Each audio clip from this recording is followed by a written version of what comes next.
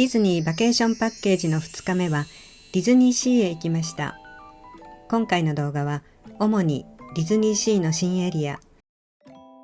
ファンタジースプリングスについてお話しします。ファンタジースプリングスのアトラクションに乗り、ファンタジースプリングスホテルでランチを食べました。私はソロシニアライフ、マーさんと申します。63歳の誕生日祝いに娘が私を東京のディズニーリゾートへ連れて行ってくれました。1日目はディズニーランドで過ごし、今回は2日目です。前回の動画はこちらです。こちらがファンタジースプリングスエリアの入り口になります。ファンタジースプリングスのオープンから当面の間は、ファンタジースプリングスに入場できる方は限定されます。ファンタジースプリングスに入場できる方は、対象アトラクションのスタンバイパスを取得した方、プレミアアクセスを購入した方、ファンタジースプリングスホテルの宿泊者、そしてファンタジースプリングスマジックを購入した方です。今回私たちはファンタジースプリングスマジックを購入して入場することができました。ファンタジースプリングスのマジックチケットをご紹介しますと、ファンタジースプリングスへの入場、再入場、パーク開園中、ファンタジースプリングスに時間指定なくいつでも入場、そして再入場できる東京ディズニーシーのパークチケットです。ファンタジースプリングス内のアトラクションの利用入園日1日に限り、時間指定なく短い待ち時間で利用することができます。正面に見えてきたのがファンタジースプリングスホテルです。大人気でなかなか予約が取れないと聞きます。娘はバケーションパッケージという公式宿泊プランの予約を取ってくれました。予約したのは5月末。ファンタジースプリングスのオープンが6月6日だったので、オープン1週間前の直前期でした。正式名称を東京ディズニーリゾートバケーションパッケージといい、ディズニーホテルの宿泊にパークチケット、アトラクションやショー、鑑賞券、食事などがついたプラン。まず宿泊のホテルを選びますが、ファンタジースプリングスホテルやホテルミラコスタは予約できず、東京ディズニーランドホテルのプランを選びました。ホテルを選ぶと何をつけるかを選択できたようです。オールデイダイニングファンタジースプリングスレストランというファンタジースプリングスホテルの中にあるレストランで、ビュッフェスタイルで食事ができます。しばらくの間はファンタジースプリングスホテルに宿泊のゲストのみ利用できるのかと思いましたが、娘はバケーションパッケージにつけてランチはこのレストランを選択してくれました。選択することが可能でした。食事が並んでいますが、サラダはもちろんエビやローストビーフ、サーモンなど非常に豪華な食事が並んでいました。皆さんゆったりと食事されていて、私たちもものすごくゆっくりしてしまいました。はじめに何時間でもいて大丈夫ですという説明を受けて、いやいやディズニーの中なんだからそんなに何時間もいないだろうと思っていたのですが、結局長居をしてしまってゆっくりと娘と食事を楽しむことができました。辺りを見回しますと、皆さん本当にゆっくり時間をかけて食事をしているように感じました。豪華な料理が並んでいますが、私はたくさん食べるタイプなのでたくさん取りたかったのですが、朝食を食べてその後もデザートを食べたりしているうちに、そんなにたくさんは食べなかったのですが、よかったなと思いました。娘はもしかして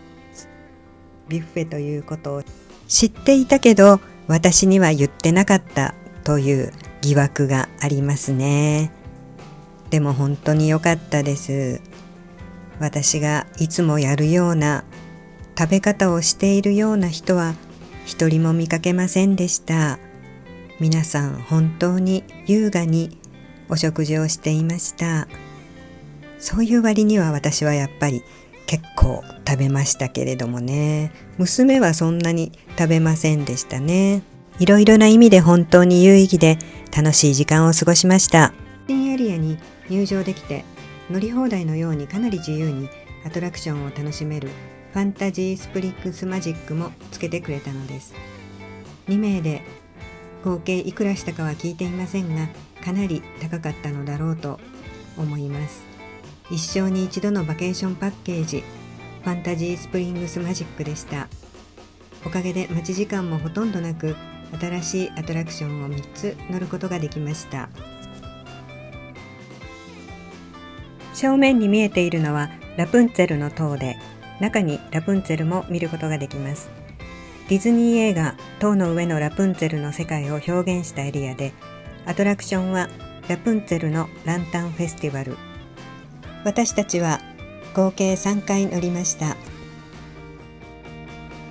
腕につけているリボンですが、これがファンタジースプリングスマジックパスになります。ファンタジースプリングスは東京ディズニーシーで8番目の新テーマポートとなります。ディズニー映画を題材とした3つのエリアで成り立っており、アナと雪の女王をテーマにしたエリア、フローズンキングダムと、塔の上のラプンツェルをテーマにしたエリア、ラプンツェルの森と、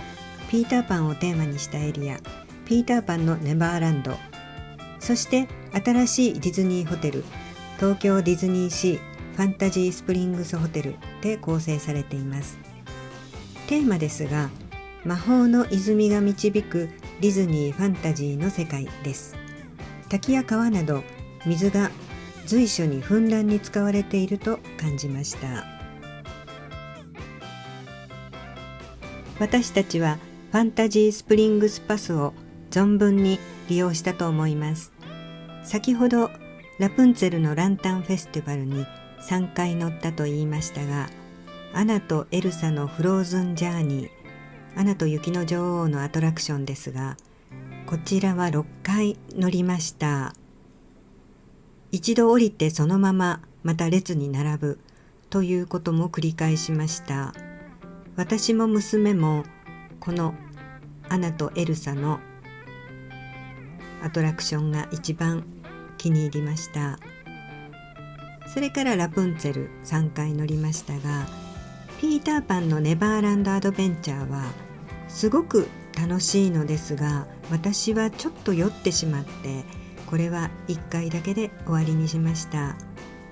ですが技術が素晴らしく、ピーターパンの世界も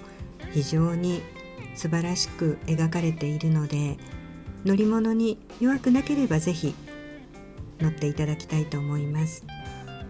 それからもう一つ、フェアリー・ティンカーベルのビジーバギーですが、娘の調査によると乗らなくってもいいかもというようなことだったので、今回は乗らなかったのですが、せっかくの機会だったので、やはり一度だけでも乗るべきだったのかなという気も今はしています。でも 100%、120% 満足しなくても、何かやり残したことがあった方が次につながると前向きに考えて、今回は行かなかったですが、それもよしと今は思っています。夢の国の世界観がいっぱいで、非日常を味わえるのがディズニーリゾートだと思います。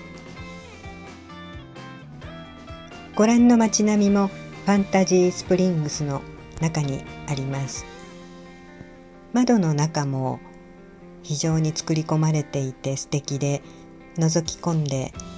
眺めて楽しんでいる方々を多く見かけました。遠くから見る景色も素敵ですよね。すごく引き込まれてしまう世界観でした。今見てもまたすぐ行きたいなと思いますね。滝が随所に流れていて、すごく爽やかで気持ちが良かったです。これがファンタジースプリングスホテル。とても豪華なホテルでしたね。少しだけでも入ることができて良かったです。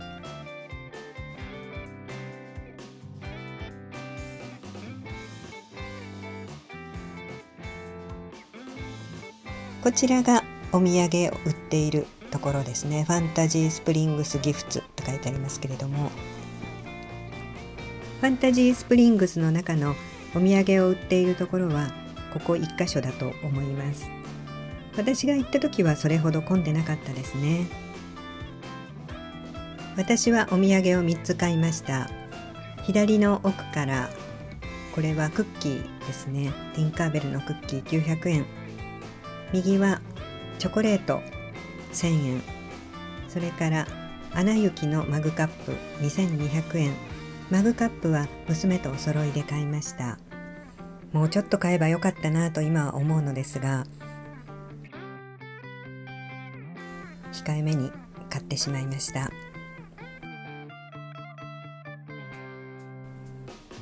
ファンタジースプリングスエリアを満喫したので退場するところです。この後再入場することも可能ですが、この後のスケジュールもあるので多分この後は戻ってこないつもりで退場しています。そしてインディ・ジョーンズに行きました。本当に久しぶりですが、私の記憶では多分私の年でも大丈夫だろうと思って並んでいます。娘から説明を受けても多分これは大丈夫だろうということで体験してみることにしました。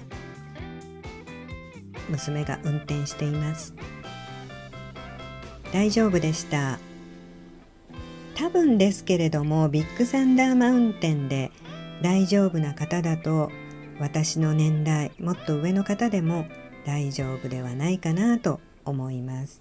ではまとめとしてディズニーランド1日目に乗ったアトラクション等を紹介します。ビッグサンダーマウンテン、ホーンテッドマンション、プーさんのハニーハント、ミッキーのフィルハーマジック、ランチはチャイナボイジャーで食べました。美女と野獣魔法の物語、ミッキーのマジカルミュージックワールドのショー、スペースマウンテン、スティッチエンカウンター、魅惑のチキルーム、バズ・ライトイヤーのアストロブラスター。以上です。バケーションパッケージにはドリンクが飲み放題になっていて、オリジナルグッズがおまけでついていたりしました。ポップコーンケースやエコバッグがついていました。背景はディズニーシーの湖で行われるショー、ビリーブ・シー・オブ・ドリームスです。これは席が決まっていてバケーションパッケージについていました。見やすい良い席でした。ありがたかったです。先ほどの続きでランドなのですが、ランドで心残りといえば天候が悪かったので仕方ないのですが、エレクトリカルパレードが見れなかったことですね。でも大雨だったので仕方がないと思います。それからディズニーシーの方ですけれども、ディズニーシーで何に乗ったかお話ししたいと思います。まずソアリンに乗りました。ソアリンについては思いがありまして、そのことについては次の動画でまたお話ししたいと思います。レイジングスピリッツ、ニモ&フレンズシーライダー、ファンタジースプリングスホテルレストランランチビュッフェ。ファンタジースプリングスエリアで乗った乗り物はアナ雪5、6回、ラプンツェル3回、ピーターパン1回です。お土産を買いました。それからファンタジースプリングスエリアを出てインディ・ジョーンズ・アドベンチャー、ソアリンにもう1回娘が乗せてくれました。それからこちらのショーですね、ビリーブ・シー・オブ・ドリームスで終わりになります。私は2日間通して苦手なものは特に乗っていないのですが、どちらかというとメガネをかけて乗るようなライドですね。今回乗った中で比較的苦手なのはニモ&フレンズ、